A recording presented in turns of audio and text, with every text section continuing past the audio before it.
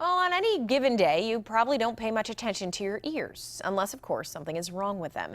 And many times the problem can be tracked to an area called the eustachian tube. Now, Dr. Daryl Willett with Ohio ENT and Allergy Physicians is here with more on why those pesky ear tubes kind of give us so many problems. So good to see you again. Thanks, Robin. I appreciate that. Yeah, today we're talking about eustachian tube dysfunction. And unfortunately, it's one of those very common problems that we see several times a week. And what the eustachian tube is that pesky natural anatomic tube that goes from your ear to the back part of your nose. And on this model you can actually see this is the opening of the eustachian tube in the back part of your nose. And if you're unfortunate enough to have chronic inflammatory conditions like allergies, chronic sinusitis, or nasal congestion, or you're just a little kid with chronic stuffy nose and sinus problems, you're going to block off from swelling the opening of this eustachian tube, and that leads into the problems. That's where you get the issue. We notice a lot of times, even as adults, right, when we're on airplanes, and you feel that kind of pressure build up. So why is that why our ears are hurting so much when we fly? Absolutely. And usually what happens is it's on the descent of the plane. As that plane is starting to come in for the final approach to the airport, you feel that pressure building up. And what's happening is there's a differential of the atmospheric pressure in the fuselage versus your middle ear space. And it starts to suck your eardrum in like a vacuum, and it hurts. As an adult, you might feel some pressure, hearing loss. You might say, gosh, if you just took a needle and popped my ear, I'd feel better. Yeah. Unfortunately, the kids can't do that, and they're screaming their heads off. Right. So what can we do? Is there a way to prevent it or deal with it after it happens? Well, prevention first. And for those people that typically have trouble with their eustachian tube on flights, I tell them the best thing to do is get a bottle of Afrin. Buy it over the counter. It's just a decongestant.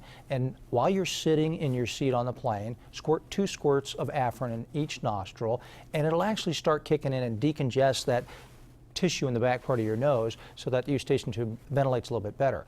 Keep in mind you have to have less than 3 fluid ounces to get past the TSA, and there are some issues with using Afrin long term, which are another issue that we can talk about later. Aside from using Afrin, you can use Sudafed or Advil, cold and sinus. That'll also help systemically, but you have to use that about an hour before the flight. So you got something immediately that you could use, something that you have to plan ahead. You could also use a nasal steroid spray, which is either prescription or some of these are over the counter now, but you have to use that earlier in the day, several hours before, for that to actually kick in. The ultimate thing is I could always put a tube in your ear even as an adult, and that will help out. And that's what we see a lot of times with kids. So if we have kids, though, on this airplane screaming, they can't take Afrin or they're not old enough to be able to take some of those drugs. Right. So what do we do for them? Well, a little bit at the mercy of the pilot trying to get the pressure in the plane set up properly.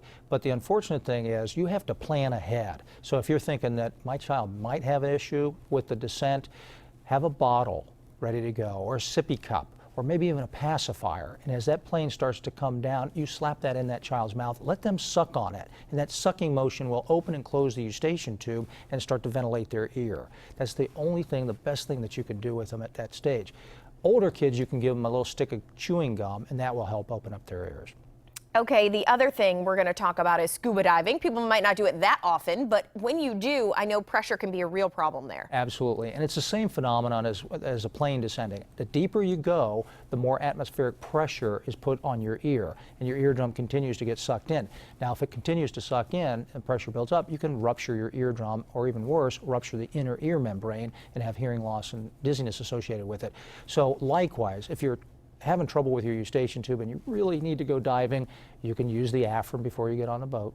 You can use a little Sudafed, but as a professional diver, they'll say you shouldn't probably do that to mask the symptoms. Right. Okay, well, kids get a lot of ear infections. Is that related directly to that? It's all about the eustachian tube. What happens is the child will get a cold or an upper respiratory tract infection, and all this swelling that occurs inside their nasal passage and drainage will block the eustachian tube, and that puts pressure, negative pressure on the ear, and the eardrum will suck itself in, and fluid will collect into the middle ear space, and that gets infected.